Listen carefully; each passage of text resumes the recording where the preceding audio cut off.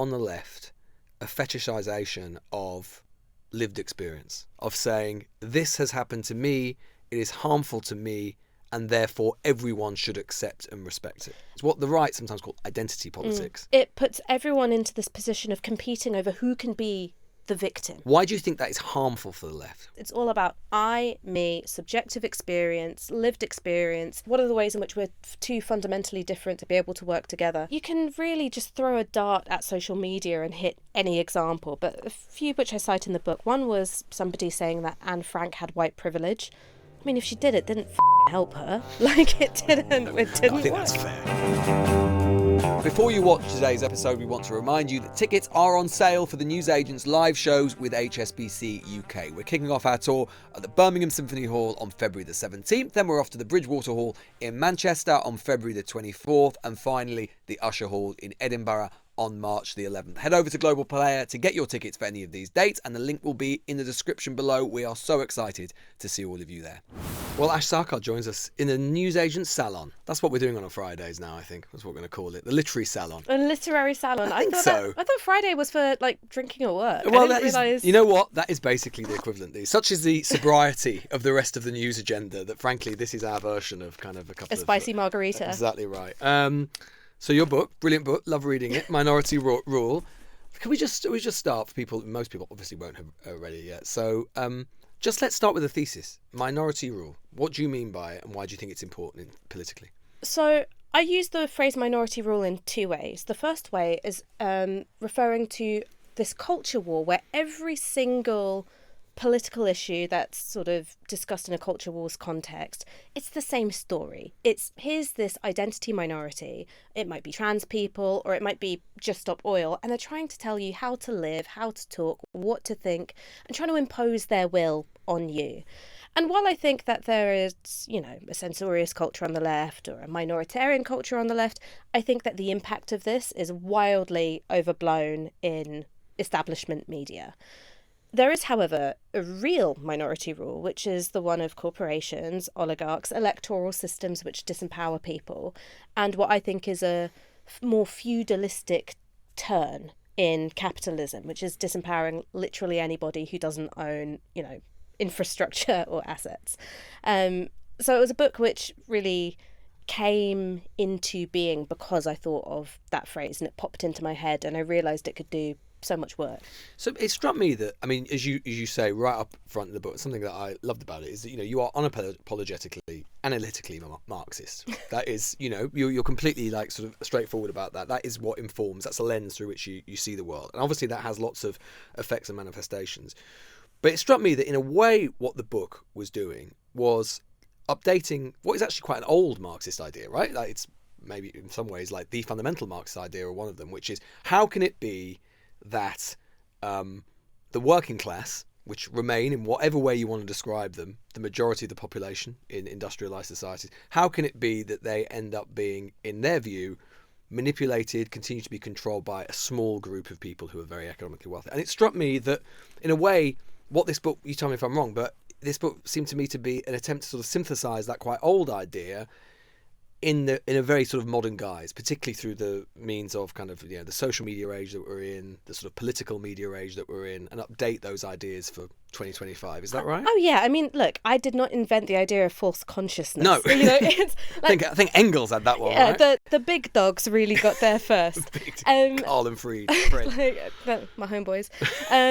But one of the things which Gramsci reckons with is that actually the way in which capitalism is able to reproduce itself down the generations and build a degree of social consent, it's quite complicated in Western liberal democracies. You need all these different institutions functioning, if not in a collaborative way, then at least in concert, right? And so for me it was taking that idea and going, well, how is it working now? Well, one, media is so much bigger than it used to be, and of course I'm not just talking about legacy outlets, talking about digital media, social media. So much of our life is experienced through screens, me included. I'm just doom scrolling all the time when I'm at home. We consume more media than ever, and yet we trust it a lot less. So what's that doing to us psychologically? I think it primes us for suspicion, hostility, atomization. We've lost the big engines of class consciousness, the trade union movement, industrial labour, council housing. And we've got instead all of these mirrors to the self. We're always directed inwards to think about who we are in relation to other people, which isn't necessarily a bad thing, but I just think it's overblown. Let's pick it up there, right? Because I think this is one of the things that people who don't know you, and I've followed your work for years, I know that you're a really sort of nuanced, interesting thinker about all of these things. But I reckon in terms of your impression of you in the public consciousness would be anyone who had that would maybe be surprised by where you take the opening chapter of the book. Because a slightly more predictable version of this book, which I think it's basically been written before, would basically be to say, the media is controlled by very rich men, nearly always men. Yes, they exploit kind of class grievances, cultural grievances to keep the working class oppressed in some way. That's a traditional thing. But you don't start there. You go on to talk about some of that stuff, and you're not reserved about what you think about those things. But you don't start there.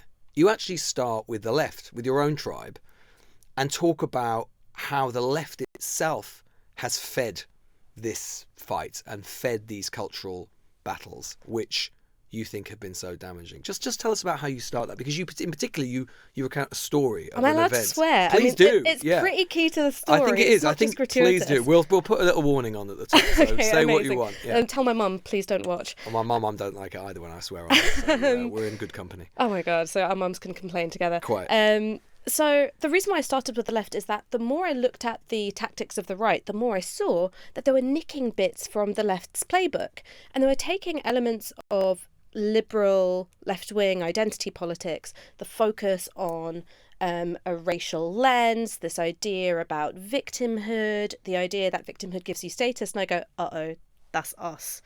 And you can't close your eyes to how toxic and inhibiting it has been for the left. So the story that I open with was a couple of years ago, I was up in Liverpool for The World Transformed, and I was asked It was a sort of left-wing kind of conference in a way. Yeah. It used to be adjacent to the main Labour Party conference, particularly during the Corbyn And it's years. sort of meant for people who are active on the left to come together and work out things that they want to achieve. Transform the world. Right, transform the world. I mean, pretty ambitious stuff.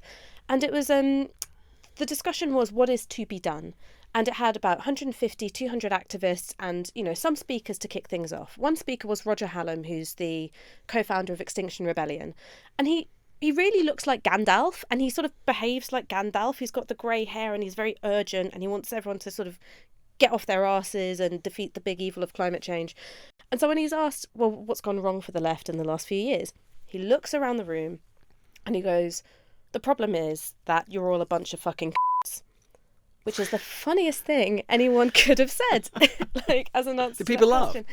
No, people did not laugh. Well, I know what a lot of people thought. No one laughed. Did you laugh? Yeah, because I thought it was funny. But that wasn't the reaction of most. Neither. No. I mean, look, my housemate's Australian, so it's a term of endearment in my house. But, I understand that not everyone's going to be comfortable with that language. That's fine. I understand that people might feel, oh, you're just trying to shock me into doing what you want me to do. Again, that's fine. But instead you had a room full of adults falling over themselves to talk about how they'd been harmed. So someone stood up close to tears saying that he'd brought violence into the space, that they'd been harmed by it. Someone else said that it was white anger. Someone else said that it made them feel unsafe as people of colour, which I thought was crazy because cunt is not a racialised term. It is an equal opportunities term. It's not what the C in POC stands for. And I just... But they felt that very sincerely. Very sincerely. Genuinely felt that it was harmful to them. And I think the other half of the equation, which is equally important, is that while it was maybe a minority of people in the room who felt very harmed by it, no one else wanted to say, get a grip, because I think they're scared of being socially ostracised. They're scared of not being seen to be empathetic towards the experiences of people of colour, which are good impulses to have. But they're, I think, prone to enabling quite bad behaviours. And why, just to dwell on it for a second, what was the justification for people saying that it was harmful? I can understand that people might think it's vulgar, but why harmful? I think that where it comes from is this idea of symbolic harm or epistemic violence, which is, a kind of product of a, more Foucauldian school of thought. You maybe come across it at university, this idea that there are discourses which perpetuate violence or harms in society. Which, again, these are good ideas, but there's been a sort of concept creep. Because once you start looking for symbolic harm everywhere in your real life, trust me, you're not going to get anything done. Like, you can get nothing done.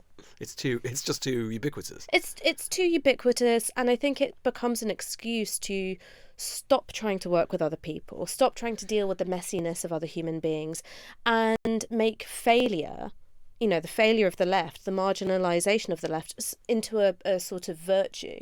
So in particular, your umbrage, or at least where you think there has been a problem, is a kind of, on the left, a fetishization of lived experience, what has come to be known as lived experience, of people in an inevitably subjective way objectifying their experience, of saying, this has happened to me, it is harmful to me, and therefore everyone should accept and respect it. There is a lack of, this is a very Marxist word, there is lack of materialism in that. You disappear from, well, what are the material harms here? And you just get, completely up your own arse in the world of subjectivity, quite frankly. And that's not to say that lived experience isn't a valuable source of information. But as I write in the book, it really should be treated a bit like witness testimony in a court trial. Important, but certainly not infallible. So to explain, again, because people won't be familiar necessarily with the sort of materialism and the way that Marxists would think about it. Why is it, do you think, I mean, it might be kind of quite comical in a way, but why do you think this sort of obsession, which undoubtedly has taken place or taken hold on the left with lived experience, what the right sometimes call identity politics, why do you think that is harmful for the left? What damage do you think it's done? Well, first, it puts everyone into this position of competing over who can be the victim. And it's so corrosive to solidarity, because instead of looking at people as potential allies, you looking at them through the lens of, well, what are you going to do to me? So stops you from being able to work together. The second thing is that I think it is a separatist logic. So it says, well, unless you are Bengali, Muslim, female, whatever, you're not going to be able to understand my experience, and in fact, you're probably out to do me harm. Whereas the left has historically succeeded when it has organised beyond those identity categories. It doesn't mean getting rid of them or saying that it's not important, but being able to build bigger coalitions. An example I give in the book is the Rainbow Coalition, organised by Fred Hampton, who was a young Black Panther. He was killed by the police in Chicago at the age of 21. But his work was about bringing together the Black Panthers, the Puerto Rican Young Lords, poor white people from Appalachia.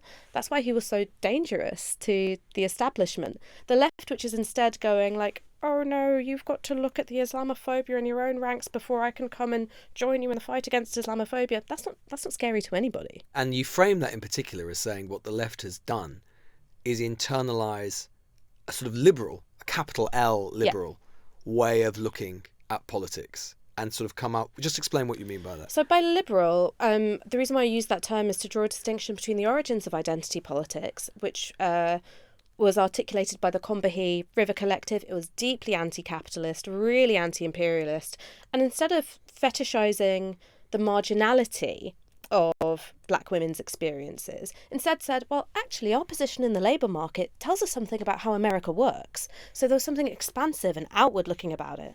Whereas this liberal form of identity politics, it's all about I, me, subjective experience, lived experience, irreducible difference. What are the ways in which we're too fundamentally different to be able to work together? And I think has absorbed the logics and tenets of neoliberalism, this idea that we're all in competition with one another, be it for attention, status, money, and that is the form of liberal identity politics which I think is so damaging. And that has, as you write about in the book, that tendency, which is undoubtedly present, has been exacerbated and amplified by social media in particular and by digital life, because there is something which inevitably, and this is, I suppose, a very like corporate neoliberal thing, there is something inevitable about the way social media works, which is to commodify ourselves It's what Naomi Klein writes about so well in Doppelganger, this idea that we have turned ourselves into brand managers every time we set up a social media profile, and we are literally in competition with one another for attention, for eyeballs, for clicks, for followers. And so it's no surprise to me that the left has been impacted by that. Margaret Thatcher, who I take one of the chapter titles from, said, "Economics are the method. The object is to change the heart and soul."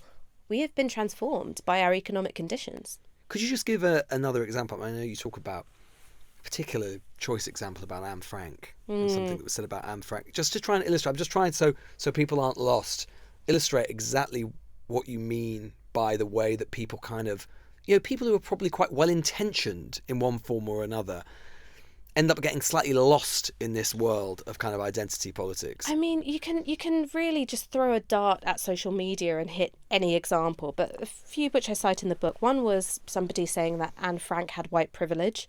I mean, if she did, it didn't help her. Like, it didn't. It didn't. I think work. that's fair. She had white privilege. She had white privilege. Yeah. She had other problems, though. She had white privilege, other problems. You have examples where someone was talking about the exploitation of like DoorDash delivery riders in the United States, and someone was like, but actually, what if you're disabled and then you need them to bring your groceries? And it's like, well, the person complaining about this DoorDash delivery driver wasn't disabled, so like, where's this come from? But I think that some of the examples which are most laughable, and I think actually get much less attention in our current media environment, is that there is a weaponization of this form of identity politics in the interests of pro-Israeli advocacy. So at the Francis Crick Institute, some researchers wanted to put on a bake sale to raise money for medical aid for Palestinians. There was then a flurry of complaints to HR saying that it was an allegedly peaceful bake sale and it had made them feel personally threatened and unsafe. If you feel unsafe around a slice of lemon drizzle cake, that's on you. And I think that's a really interesting point, because we often, the way this is often portrayed in the media is I mean, you're alluding to sort of the idea in a sense of sort of snowflakery, right? And that's often associated with the left, or it's often used as a term of abuse or an insult from the right to the left. But the truth is, what you're describing this, and I agree with you, I think it is a really pervasive and a problem, this kind of cult of brittleness, this cult of endless kind of subjectifying or objectifying your own subjective experience.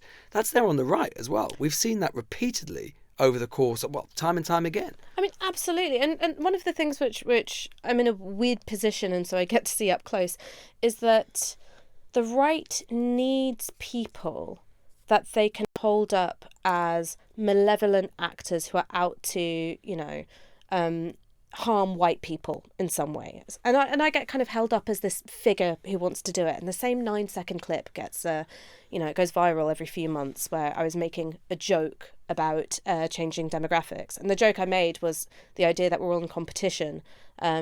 I was meant to be making fun of that idea, but it's been taken out of context and disseminated in order for me to become evidence of ethnic malintention towards white people. It's about trying to make white people feel victimized on the basis of their race in order to, further the far right's agenda. What is that, if not a form of snowflakery?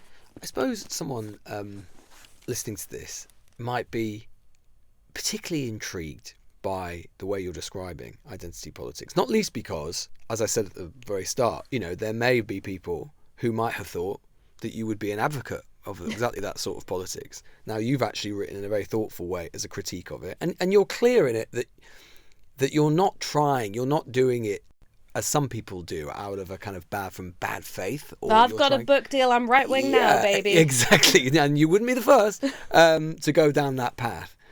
But I suppose, to what extent do you think, some of the way that you're describing it, people on the right talk in those terms.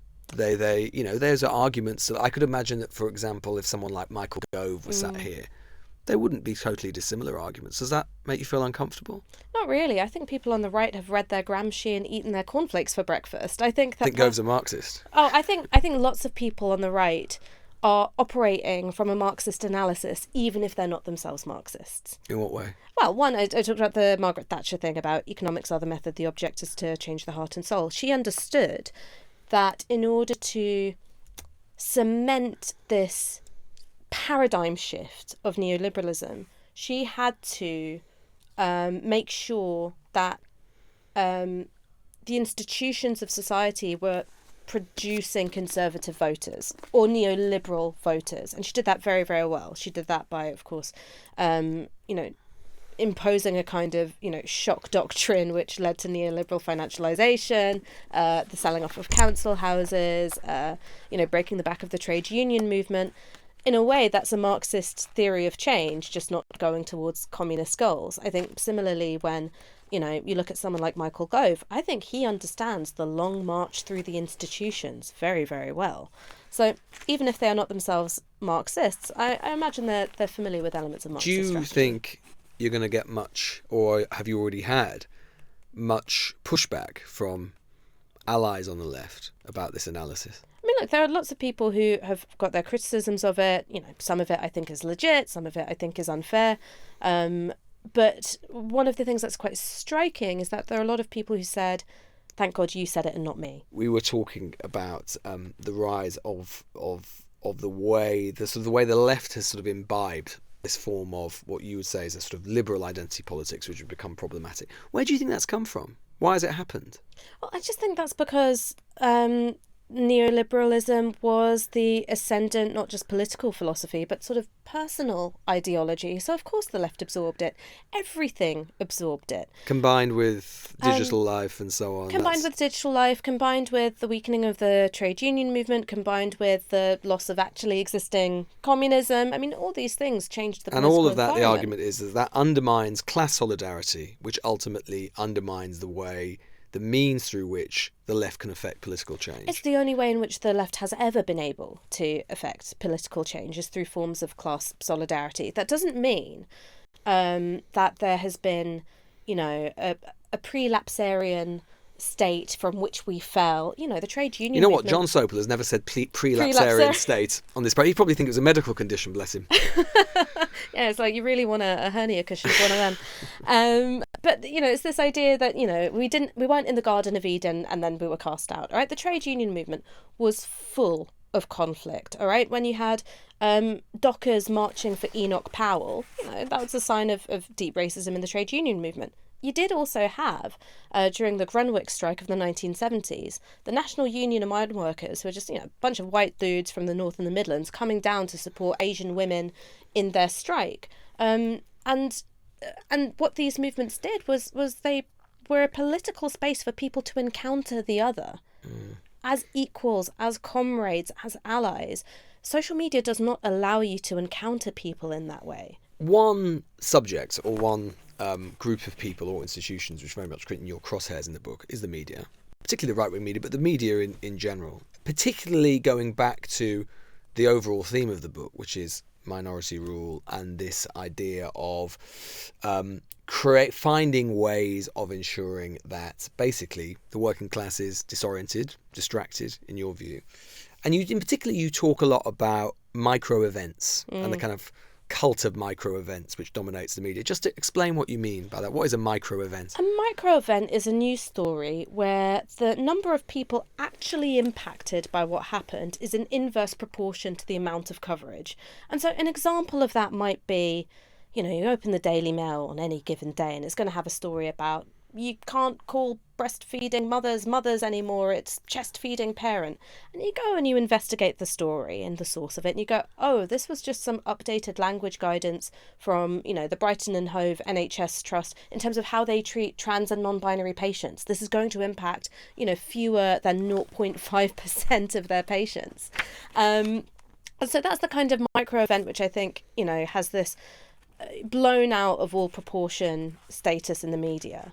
And one of the problems is that this isn't just about, your cheap and nasty Good Morning Britons. I mean, the elite cadre of the lobby take this up as a line of questioning when it comes to politicians. I mean, this whole can a woman have a penis thing, which was everywhere in, I think, 2021, 2023. Oh, I remember. Oh, I mean, it was a line of questioning which first came from trans-hostile advocates. A trans-hostile activist by the name of Venice Allen created a sticker called Women Don't Have Penises.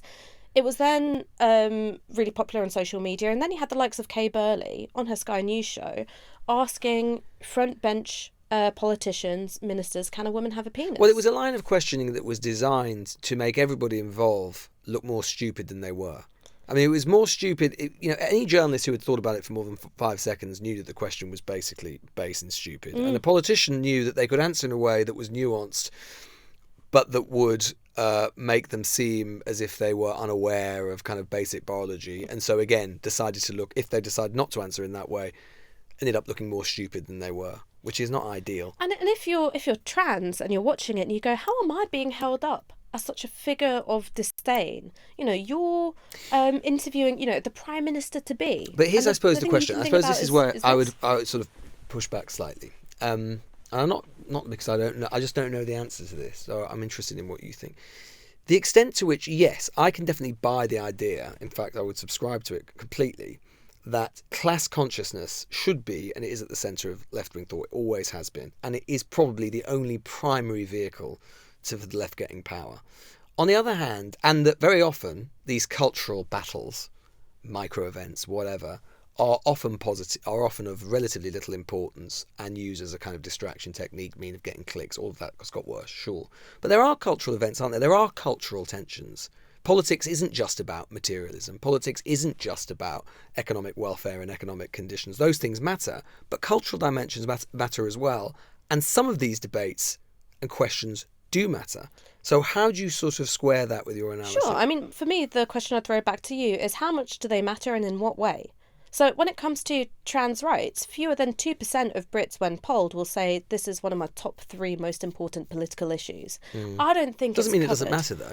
It doesn't. I don't think it's being covered like a 2% issue. No, sure, that's true. But it doesn't mean that there aren't questions within it that do matter and that the left doesn't need an answer to. So, for example, I suppose one good way that might manifest itself is the right will say, okay, yeah, most people don't really care about the ins and outs of trans issues, but then the right will say, well, okay, what about sports teams and sporting events? And then the left will find itself getting wrapped and lost in that maze. So what does the left say when those questions are posited? It's no good the left just going, no, the only thing that matters is economics. No. So I actually agree with you here, and there's something which I've been thinking about which isn't in the book but will be in the paperback, and unfortunately I only thought about it after I'd submitted the manuscript. It is always the way. Oh, it's so annoying. But when you look at the trans rights movement, there are remarkably few political organisations. There are charities and there are figureheads and role models, but there aren't political organisations going, this is what our strategy is going to be.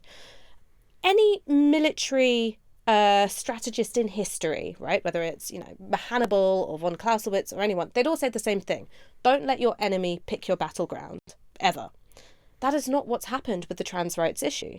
So you've got trans people participating in sports. The right go, aha, this is a useful wedge issue, and this is the pro-trans position. And then, because people who are in favour of trans rights, like myself, don't want to, I guess, abandon anybody to scrutiny, hatred, transphobia, we go, okay, we're going to defend this position. Which is not the same as how do you strategically think about advancing the cause of trans rights, where maybe the focus wouldn't be on things like elite sports, which, affect a handful of trans Pick your people, battles is what right? you're saying. Yeah, you'd probably pick a battle over gender-affirming healthcare and access to gender-affirming care.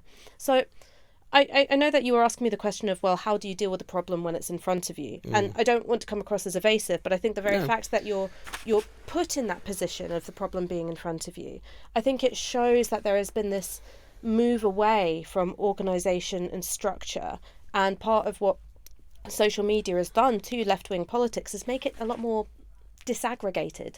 What do you think about the argument that the left ought to be more culturally conservative? Because again, I mean, this is the kind of blue Labour argument that is going around, right? And it comes up from time to time.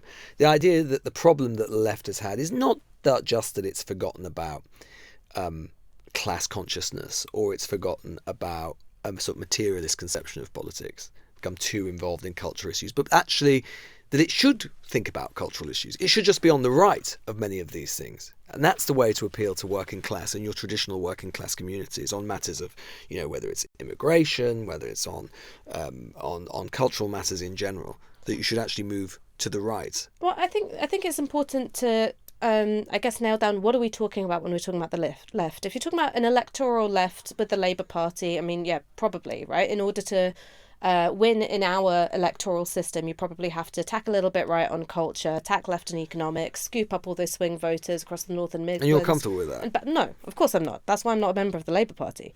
But if you're talking about this much broader left, which historically has, involved the Labour Party, has involved extra parliamentary organising, party forms which don't contest elections, well, I think you've actually got a lot more room for manoeuvre. Don't forget that during the heyday of the civil rights era, Martin Luther King polled terribly. People hated him. People, thought that he was, about as popular as a Veruca or a rail replacement bus. He polled terribly. That doesn't mean that he wasn't a success. Because he was shaping the ideological world around him. Right. And so there are other forms of left-wing organising and political work, which I think are outside of the factional warfare of the Labour Party, which are valuable. Here's my question to you. Do you think that the left could learn something from, say, someone like Nigel Farage? Because he is someone who has been very successful in navigating the political media world that you describe in this book, and who you cite in the book as someone, he has not occupied any political power at all, but he's been very successful in navigating the world that you describe. Do you think that the left could learn something from the way he operates? What's interesting about Nigel Farage and Dominic Cummings, who I also interview in the book, is that both of them have a complete disdain for the, prestigious institutions of Westminster politics. Do you. Yeah, something that we have in common. I got on very well with Dominic Cummings. They hate the lobby. They think it's full of twats. They hate Parliament and parliamentary procedure. And they're able to, I think, cut through a lot of the pomp and circumstance to really connect with people's anger and frustration. I think that is something that the left absolutely has got to do. It's no good just saying, here's my solution for you feeling angry. People need you to experience their anger with them. That's a basic component of empathy and connection. But you are excoriating about the way most politicians operate. There's a part of the book here where you talk about the pundit-politicians and the rise of the kind of pundit-politician clash. You say the pundit-politician behaves much like the talking heads discussed in the previous chapter. Their job, like mine, is to pop up on telly or in print and say things which purportedly reflect a wide body of opinion out there in society. Their purpose is to contest media space with matters of policy secondary to signalling position on the airwaves. Don't you remember when Angela Rayner and Keir Starmer were taking the knee in an empty conference room, staring into nothing? I just thought, God, this is vacuous. And, it's not just them. Kemi Badenoch does it. She's in a constant forever war with David Tennant. It's a competition for media space. And I think that part and matters of symbolism. Yeah, and matters of symbolism. And I think that part of why they're doing that it's twofold. One is that media has, inflated, right? It's become such a huge part of modern life. But another part is that the status of politicians is so degraded because there are so many areas of people's lives, whether it's, housing or, pay or the direction of technological development, where they go, oh, that's for the markets. The other, you've got ire for politicians, but you have ire, you've already mentioned it, for journalists, and for the lobby in particular. And you think that the lobby, just to remind people who aren't familiar with it, the lobby is the kind of, it's kind of the Westminster political press pack. You have kind of special access to politicians. You have a parliamentary pass, a lobby pass, and you go to the Prime Minister's briefings, which is called a lobby briefing, and all of that sort of thing. And you talk to them on so-called lobby terms. You think that's a central part of the media problem that we have? Yeah, I think that there are some people who do good work within the lobby, but that's in spite of the incentives which govern lobby journalism rather than because of them. And there are so many people who are part of the lobby who have become active participants in political deception. We're seeing it now. Magically, everyone in the lobby is like, oh, Keir Starmer's full of shit. Like he's an essentially deceptive politician. Well, they knew that 3 years ago. Seb Payne, who is no longer a lobby journalist, he exited journalism to head up a right-wing think tank. He said that during Keir Starmer's leadership campaign that one of his advisors turned to him and said, look at those 10 pledges, not one of them's going to bind our hands. He didn't write that up as a story at the time. He sat on that knowledge. It went nowhere. Why? It would be a bombshell story. Keir Starmer's planning on lying to all of these people he's asking for the votes for. Politicians and journalists always have relationships, and that's always something that they navigate. It's a professional relationship that isn't always completely black and white. It should be predator and prey, though. It should be. Come on. Largely, I agree with you, but there are moments where it is. I'm pretty sceptical. I've put it on the record before. I'm pretty sceptical about the lobby as well, and I wouldn't do it in the system that we have for slightly different reasons. But I'm not entirely convinced that there isn't a sort of political system in the world that doesn't have some of the same dynamics. Well, sure, and that's because political journalism, wherever you look, serves a function of protecting power rather than holding it up to scrutiny. Like I said, there are some journalists who, within that framework, produce good work, but they're the exception to the rule. But it doesn't always protect power, does it? I mean, there are plenty of examples where that's not the case. Oh no, but the lobby moves as a herd. The lobby definitely often moves as a herd. You're often moves as a herd, and I think that one of the problems in terms of journalism overall at the moment is that the politics desks lead the news desks by the nose, and that's because original news gathering is phenomenally expensive. Mm-hmm. And so the politics desks, like that becomes the news, whereas there's an awful lot of news which is outside of Westminster or outside of Washington or wherever else you're talking about, which doesn't get a look in. So here's the thing. So as I say, I think the analysis is really fascinating. I think it's often surprising. I think it's really interesting. I wonder if there's an irony, though, and I'm sure it's one that has already been put to you or you've thought about already.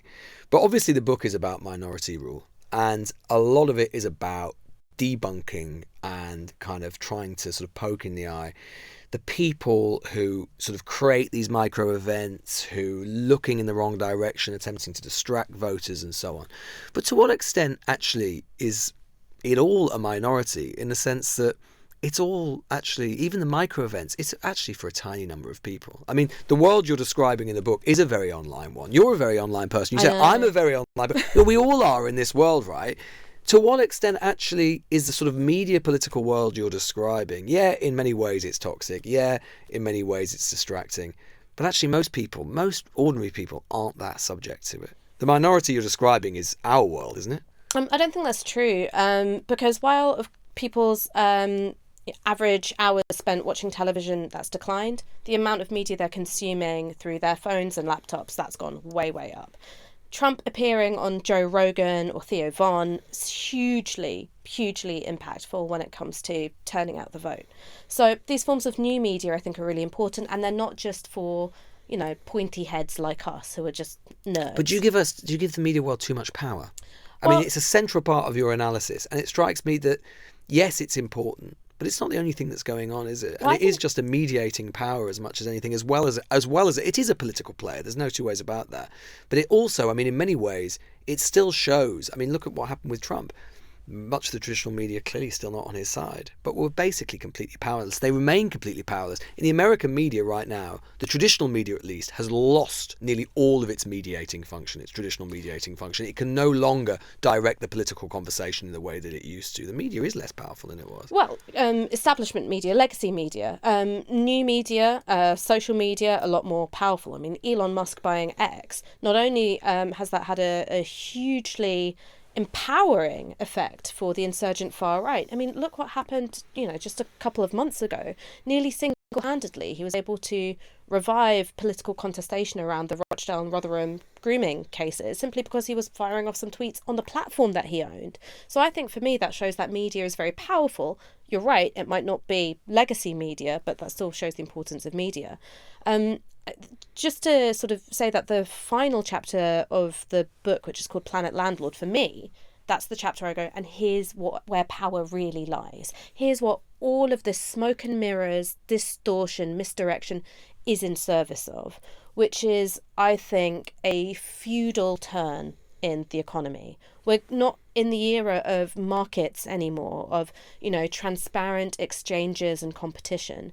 Instead, it's about these almost monarch-like actors, whether it's Jeff Bezos or, Google, controlling access to the market space. That's what I think is the power behind the throne, as it were.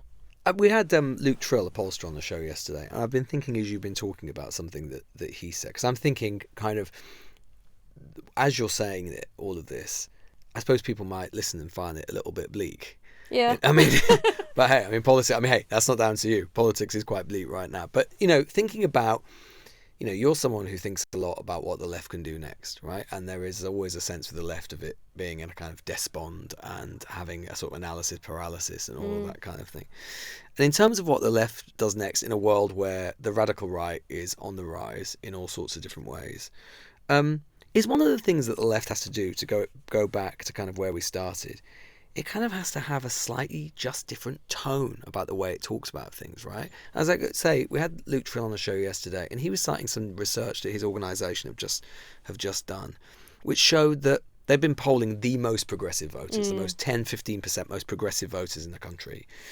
And it found that by comparison, among other things, by comparison to nearly every other cohort, the percentage of people who said that they weren't even willing to debate issues because it was either sort of offensive to do so, to platform people, whatever it happens to be, it was like 27%.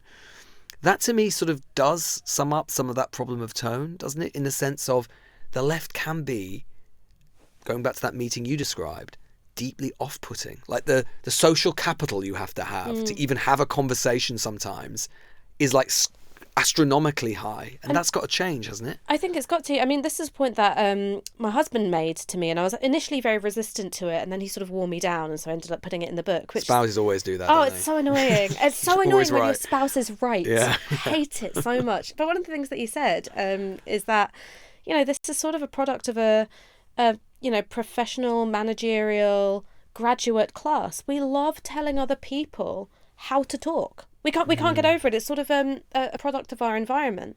People with humanities degrees. Oh my God. And when you point a finger, there's three pointing back at you. I'm in this picture. I was literally trained at university to pick apart language and identify all the problems with it. And look at a piece of art and say what the problems are with it. And that's valuable in a seminar. It is toxic in a political organisation. And I think that's the thing which has to be dislodged. And I think that on the left sometimes we can be really frightened of difference. And I'm going to sound like a complete hippie, but feeling connected to and feeling affection for and being in love with people who are profoundly different from me. I mean, everyone in my family has had a mixed marriage either by race or religion. It's been the most enriching part of being alive for me. And if I can recognise that in my personal life, that's the kind of vibe that we have to replicate in our political lives. Mutual respect, empathy, tolerance, a willingness to run towards difference rather than away from it. And assume good faith rather than bad faith, which seems to have been the proclivity towards a lot of liberal left conversations in recent years. And what's so interesting is that is an emotional affect, that is a vibe, which is very right-wing, right? People aren't to be trusted, they're out to get you, build that wall. That's a right-wing idea. So finally, Ash, you've written a book, as I say, Minority Rule, Adventures in the Culture War. What's the path to majority rule?